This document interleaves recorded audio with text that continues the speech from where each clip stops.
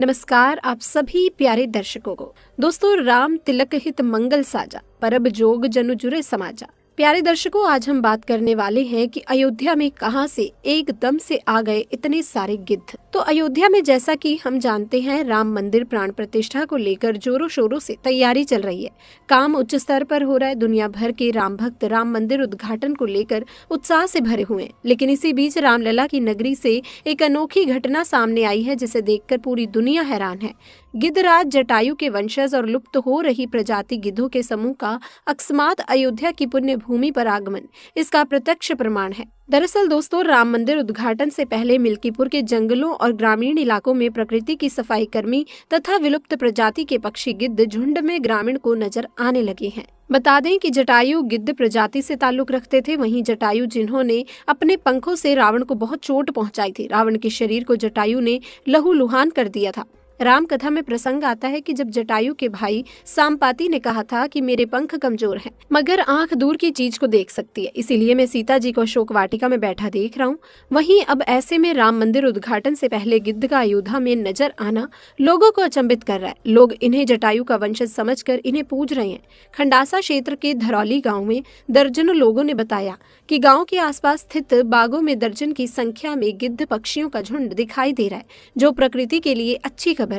उपप्राज्ञ one अधिकारी अयोध्या के N Sudhir ने बताया कि यदि ऐसा है तो बहुत अच्छी खबर है। देश में गिद्ध विलुप्त श्रेणी में आ गए हैं। सरकार इन्हें संरक्षण करने के लिए कई योजनाएं भी चला रही है। बीते वर्ष एक रिपोर्ट के अनुसार 30 साल के भीतर भारत में गिद्धों की संख्या काफी कम हो गई है। ये संख्या तकरीबन 4 करोड़ से घटकर 4 लाख पर पहुंच गई है। धरती पर उनकी बहुत जरूरत है। ये विलुप्त होने की कगार पर पहुंच चुके हैं। अब ऐसे में राम मंदिर उद्घाटन से पहले गिद्ध का अयोध्या में नजर आना लोगों को अचंभित कर रहा है। दोस्तों, राम मंदिर के निर्माण में ऐसा क्या मिला जिसकी इतनी ज्यादा चर्चा हो रही है? जब नासा के वैज्ञानिकों को इन चीजों के बारे में पता चला तो वो भी हैरान रह गए। और सबसे बड़ी बात कि जब आपको इनके बारे में पता चलेगा तो आपके भी रोंगटे खड़े हो जाएंगे। एक बात और कि इस वीडियो को देखने के बाद आप भी अपने आप पर हिंदू और सनातनी होने पर बहुत ही ज्यादा गर्व करोगे। आखिरकार कई सालों के इंतजार की घड़ी अब खत्म हो चुकी है और राम मंदिर भी बनकर तैयार हो चुका है। अब लोग 22 जनवरी का इंतजार कर रहे हैं, क्योंकि इस दिन का भारत के लोगों को ही नहीं बल्कि दुनिया के लोगों को इंतजार है। दोस्तों, लोग रामलला की स्थापित होने वाली मूर्ति को देखकर झूम उठेंगे, क्योंकि इस दिन के बाद राम मंदिर के दरवाजे हमेशा के लिए भक्तों के लिए खोल दिए जाएंगे। इस मूर्ति को बनवाने के लिए देश के 3 सबसे बड़े मूर्तिकारों को बुलवाया गया और जो भी भक्त से ऐतिहासिक पल को अपनी आंखों से निहारेगा वो जीवन मरण के बंधन से मुक्त हो जाएगा।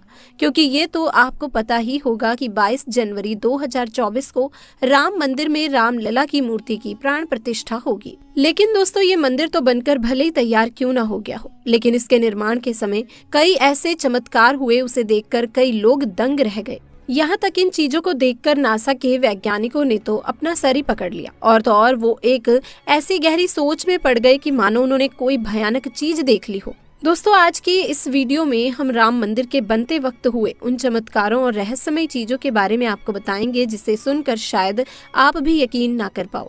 लेकिन वीडियो को शुरू करने से पहले प्रभु श्री राम के सच्चे भक्त होने के नाते आप लोगों को इस वीडियो को लाइक करके नीचे जय श्री राम कमेंट में लिखना होगा, ताकि प्रत्येक देशवासी को ये पता लग जाए कि हम हिंदू भी किसी से कम नहीं है। दोस्तों, आपको बता दें कि जब यहाँ मंदिर निर्माण का काम चल रहा था तब एक 1200 खंभों की ड्राइंग तैयार करवाई गई और अमेरिका से एक विशिष्ट वैज्ञानिकों की टीम को बुलवाया गया, ताकि वो इसका निरीक्षण करके होने वाली हर एक कमियों को दूर कर दें और राम मंदिर की शान में 4 चांद लगा दें। लेकिन जैसे ही राम मंदिर के निर्माण के वक्त वहां की धरती को खोदा गया, तब उस धरती से एक ऐसी वस्तु निकली कि उसे देखकर सभी के होश उड़ गए। और उस चमत्कारी और दिव्य वस्तु ने न सिर्फ उन वैज्ञानिकों के होश उड़ाए बल्कि भारत सरकार को भी हिलाकर रख दिया, जिसके बाद तुरंत एक कमेटी बनाई गई और उसकी जांच के लिए लगा दी गई। लेकिन उसके बाद कुछ ऐसा हुआ कि वो सभी भी प्रभु श्री राम के भक्त बन गए। दरअसल ये बात है राम मंदिर के निर्माण के समय की, जब अमेरिका से थॉमस नाम के एक वैज्ञानिक भारत में राम मंदिर निर्माण कार्य के दौरे पर आए हुए थे। यहाँ आकर उन्होंने देखा कि राम मंदिर का निर्माण कार्य तो काफी जोरों शोरों से चल रहा है, जिसके बाद उन्होंने अपना रूटीन काम फिर से करना शुरू कर दिया। अपने काम करने के दौरान जैसे ही उनकी नजर मंदिर परिसर की तरफ गई तो उन्हें एक ऐसी जगह दिखाई दी जहाँ पर धरती नरम पड़ी हुई थी। देखने में वो धरती वहाँ की जगह से पूरी अलग ही दिख रही थी। थॉमस को अपनी अंतरात्मा से कुछ अलग सी प्रेरणा मिलने लगी और तुरंत थॉमस ने अपने मजदूरों को वहां की खुदाई करने को बोल दिया।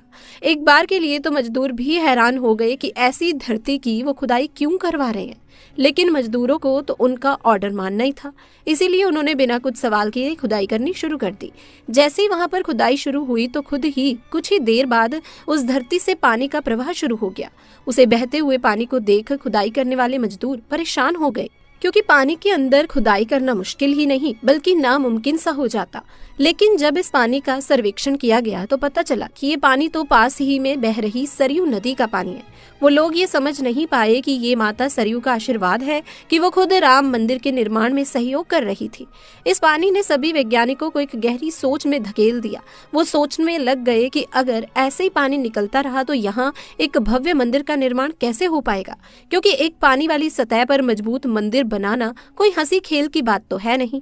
उस समय सभी के दिमाग में एक ही बात थी कि सरयू नदी का मंदिर की भूमि के नीचे मिलना कोई चमत्कार है या फिर कोई कुदरत का करिश्मा, ये कोई नहीं जानता था। आखिरकार जब कोई भी समाधान नहीं मिला तब सभी मिलकर श्री राम से प्रार्थना करने लगे, क्योंकि जाहिर सी बात थी जब तक वो माता सरयू के पानी की धारा बंद नहीं होगी तब तक आगे का काम शुरू नहीं किया जा सकता। लेकिन अगले ही दिन श्री राम ने उनकी पुकार सुन ली और माता सरयू का पानी बंद हो गया और एक बार फिर राम मंदिर का निर्माण कार्य जोरों शोरों से शुरू हो गया। और ये काम इस कदर चला कि अब ये अपने अंतिम छोर पर पहुंच चुका है, या यूं कहें कि ये पूरा तैयार हो ही गया है और 22 जनवरी को यहाँ श्री राम की प्राण प्रतिष्ठा भी की जाएगी। ये मंदिर इतना भव्य बना है कि इसे देखने के लिए भारत सरकार ने यहाँ पर एक अंतर्राष्ट्रीय हवाई अड्डा भी बनवाया है, ताकि देश और दुनिया के लोग सीधे यहाँ पर आ सके और इसे देख सके। ये मंदिर तो आप कभी भी देख सकते हैं, लेकिन दोस्तों अब सवाल ये है कि जब पुराने समय में यहाँ पर राम मंदिर था वो कैसा दिखता था, जिसे तोड़कर बाबर ने बाबरी मस्जिद बनाई थी। उस राम मंदिर का निर्माण आखिर किसने किया था, क्योंकि ये रहस्य आज तक सीमित लोगों को ही पता है, ज्यादातर लोगों को इसके बारे में कुछ भी मालूम नहीं है। तो चलिए आज मैं आपको इसका पूरा रहस्य इस वीडियो के माध्यम से बता देती हूँ, तो बने रहिए हमारे साथ वीडियो के अंत तक। आखिर उस समय भगवान राम की नगरी अयोध्या को किसने बनाया था? ये पवित्र नगरी हिंदुओं के लिए बहुत ही ज्यादा महत्वपूर्ण है, क्योंकि यहाँ पर स्वयं प्रभु श्री राम का जन्म था, इसीलिए इसे राम जन्मभूमि भी कहते हैं। इतिहासकारों के अनुसार कौशल प्रदेश की प्राचीन राजधानी अवध को कालांतर में अयोध्या और बौद्ध काल में साकेत कहा जाने लगा। दोस्तों अयोध्या मूल रूप से मंदिरों का शहर था। हालांकि यहाँ खुदाई के वक्त आज भी हिंदू, बौद्ध अथवा जैन धर्म से जुड़े मंदिरों के अवशेष देखे गए, जिसमें खंभों से लेकर कई हिंदू आकृतियां बनी हुई थी। अयोध्या नगरी में होने का वर्णन भी वाल्मीकि रामायण में मिलता है। दोस्तों कहते हैं कि भगवान श्री राम के जल समाधि लेने के पश्चात अयोध्या कुछ काल के लिए उजाड़ सी हो गई थी, लेकिन उनकी जन्मभूमि पर बना महल वैसा का वैसा ही था। भगवान श्री राम के पुत्र कुश ने एक बार पूर्ण राजधानी अयोध्या का पुनर्निर्माण करवाया। इस निर्माण के बाद सूर्यवंश की अगली 44 पीढ़ियां तक इसका अस्तित्व आखिरी राजा महाराजा बृहद्रबल तक अपने चरम पर रहा। कौशल राजा बृहद्रबल की मृत्यु महाभारत युद्ध में अभिमन्यु के हाथों हुई थी। महाभारत के युद्ध के बाद अयोध्या उजड़ सी गई, मगर दोस्तों श्री राम जन्मभूमि का अस्तित्व फिर भी बना रहा। इसके बाद ये उल्लेख मिलता है कि ईसा के लगभग 100 वर्ष पूर्व उज्जैन के चक्रवर्ती सम्राट विक्रमादित्य एक दिन आखेट करते करते अयोध्या पहुंच गए।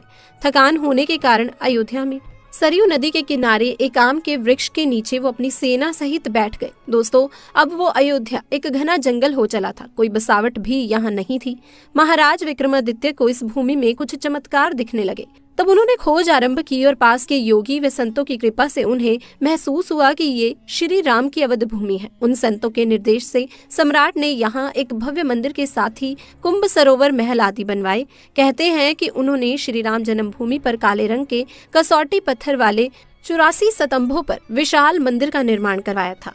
इस मंदिर की भव्यता देखते ही बनती थी। विक्रमादित्य के बाद के राजाओं ने समय समय पर इस मंदिर की देख रेख की। उन्हीं में से एक शुंग वंश के प्रथम शासक पुष्यमित्र शुंग ने भी मंदिर का जीर्णोद्धार करवाया था। पुष्यमित्र का एक शिलालेख अयोध्या से प्राप्त हुआ था, जिसमें उसे सेनापति कहा गया है। तथा उसके द्वारा 2 अश्वमेघ यज्ञों के किए जाने का वर्णन है। अनेक अभिलेख से झांट होता है कि गुप्त वंशीय चंद्रगुप्त द्वितीय के समय और तत्पश्चात काफी समय तक अयोध्या गुप्त साम्राज्य की राजधानी थी। गुप्तकालीन महाकवि कालिदास ने अयोध्या का रघुवंश में कई बार उल्लेख किया है। इतिहासकारों के अनुसार 600 ईसा पूर्व अयोध्या में एक महत्वपूर्ण व्यापार केंद्र था।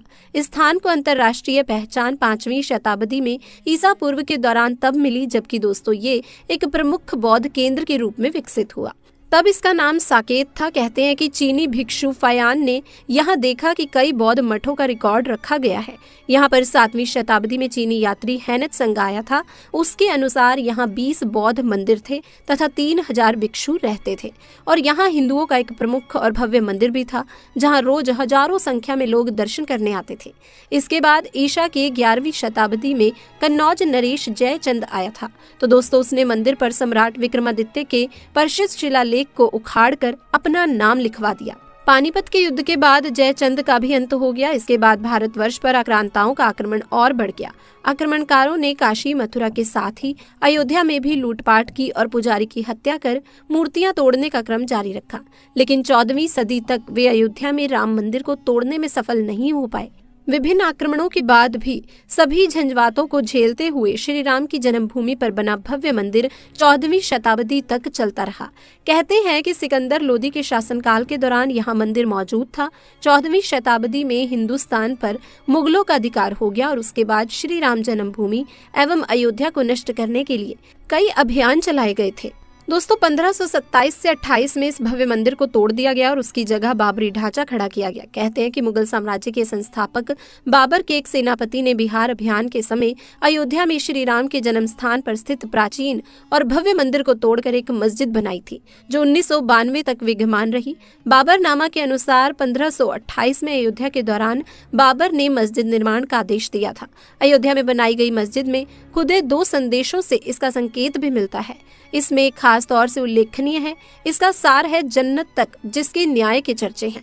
ऐसे महान शासक बाबर के आदेश पर दयालु मिर्बाकी ने फरिश्तों की इस जगह को दोस्तों मुकम्मल रूप दिया। हालांकि ये भी कहा जाता है कि अकबर और जहांगीर के शासनकाल में हिंदुओं को ये भूमि एक चबूतरे के रूप में सौंप दी गई थी, लेकिन कुरूर शासक औरंगजेब ने अपने पूर्वज बाबर के सपने को पूरा करते हुए यहाँ भव्य मस्जिद का निर्माण करा।